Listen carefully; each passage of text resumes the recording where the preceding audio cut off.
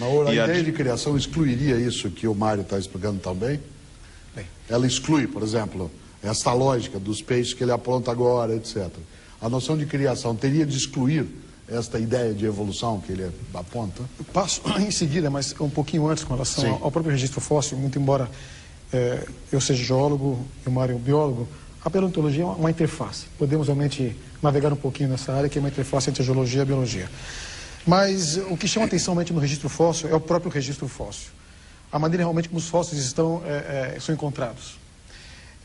Eu diria que é pura interpretação você tirar cenários de ambientes onde os seres estão se desenvolvendo naturalmente, depois desaparecendo.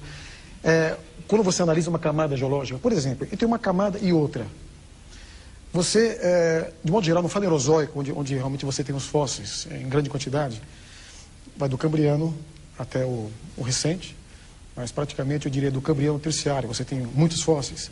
Você irá verificar que os contatos entre as camadas que tem fósseis são contatos plano-paralelos. E muitos desses contatos, a evolução coloca como existindo períodos de tempo prolongados entre um e outro. Isso é um absurdo, porque em vários casos a rocha passa para a outra de maneira gradual. E o contato realmente sendo plano, paralelo, qualquer tempo geológico, não precisa ser de milhões de anos, alguns milhares de anos, seria o suficiente para estabelecer um paleorrelevo. Então você tiver contatos irregulares, isso não percebe isso. Então isso você explica, eu entendo, mas você não explica para mim uma coisa ainda.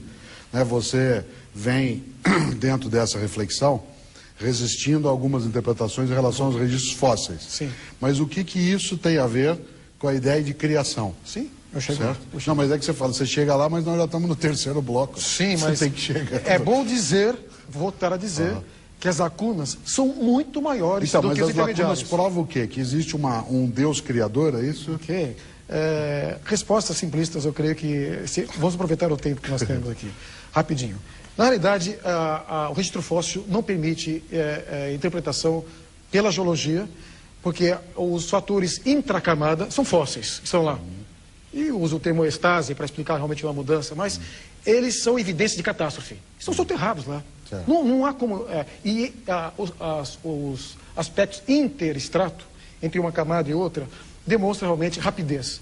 Bem, então, são seres que foram rapidamente soterrados, em episódios mais ou menos enérgicos. Agora, ao associar essa variação que ocorre na coluna geológica com a evolução, eu acho que é precaríssimo. Se existe uma condição hoje que eu posso aceitar, que está ocorrendo hoje, mudanças ocorrem hoje, especiação, microevolução. Só que essas mudanças são dentro daquela informação genética já existente. Para eu imaginar que desses processos microevolutivos, que a evolução cita com bastante frequência, mesmo especiação, eu passar para processos macroevolutivos, eu preciso da geração, da criação de nova informação genética. Certo. Esse mecanismo não existe. A biologia até hoje não conseguiu realmente... Existe ou ela não explica? Não existe até hoje. Eu precisaria entender claramente um mecanismo genético capaz de gerar nova informação genética. É possível criar isso, nova informação genética. Existe essa lógica que o Naor tão bem coloca? Sim, existe, ela existe. É, inclusive, capaz de causar modificações na aparência dos organismos que, para os nossos olhos, são extremamente gritantes. Por exemplo, os Hox genes, os genes Hox. Eles são capazes de determinar a segmentação de um corpo inteiro, são capazes de determinar uma complexa estrutura anatômica numa área diferente, com pequenas modificações genéticas. Então, é possível se pensar nisso mesmo se tratando da aparência dos organismos. É claro que se você for para o nível bioquímico, a gente tem toda uma outra gama de fenômenos em que isso pode ser observado.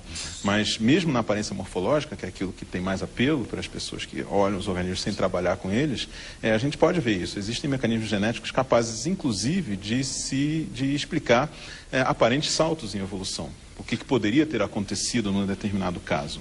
E eles não pressuporiam uma lógica ou um princípio inteligente, que é uma expressão que o Naor não usou, mas eu estou usando. Não presumem isso. Claro, a evolução, ela é uma ideia completamente materialista. Não existe espaço não existe espaço na biologia para o sobrenatural hoje em dia. Existia até 100 anos atrás, 150 anos atrás. Hoje em dia não existe mais espaço na biologia para o sobrenatural. Não significa que ela negue, ela não coloca em discussão. Significa que ela negue certas interpretações, que têm impacto sobre interpretações biológicas. Você perguntou logo no começo do programa por que no Brasil o criacionismo não tem tanta força quanto nos países protestantes. Porque o Naor afirmava, né? Mostrava o quanto que traz isso. Isso é uma pergunta interessante, eu acho que eu tenho a explicação. Porque no catolicismo a evolução hoje em dia não é vista como algo contra a doutrina. Em 96 saiu um documento do Vaticano, do Papa João Paulo II, dizendo que a evolução material, a evolução do corpo, ela era perfeitamente passível de uma explicação evolucionista biológica, passível de uma explicação darwinista. Era simplesmente a colocação da alma que era o sobrenatural. Era isso que não explicaria. É claro que eu não concordo nem com esse último ponto, mas é uma concessão que a Igreja Católica fez ao evolucionismo. E é o que eu vejo como o que é a ciência biológica, com evidências que hoje são arrasadoras. Nós estamos fechando esse bloco, que é o terceiro, dentro da tua prática religiosa. Por exemplo, você é um docente dentro do Instituto Adventista, e suponho seja você também adventista. Né? Existe alguma possibilidade de se ter essa mesma conduta que o Mário falava agora, ou seja, de assimilar o evolucionismo sem negar do ponto de vista religioso? Responda agora? Claro. Okay. E o que não sobrar, a gente vai para o próximo. Ele mesmo disse que não concorda. Eu creio que seria uma incompatibilidade o modelo clássico do evolucionismo. A evolução não é dirigida, ela é finalista. Eu disse que não concordo com a postura do Vaticano integralmente. Também. Okay. Não existe propósito, ela ocorre de maneira aleatória, a evolução. Se você realmente coloca um Deus, um processo evolutivo, você está dirigindo, é como se estivesse coordenando. Então, o evolucionismo teísta é um modelo aceito por muitos cientistas cristãos. Ele pressupõe, então, de alguma forma, Deus coordenando o processo da evolução. Como se estivesse coordenando realmente os processos micro, macroevolutivos, e, em algum momento, com uma certa liberdade para a ação da seleção natural, e quem sabe das mutações. Você criou o pano de fundo, agora nós vamos fazer um intervalo. Okay. Eu queria deixar a surpresa, né? Porque agora que a conversa começa nessa circulação. Existe um Deus no pano de fundo, existe essa necessidade, nós vamos retomar, começar depois com o Naor. Né? Exatamente nisso.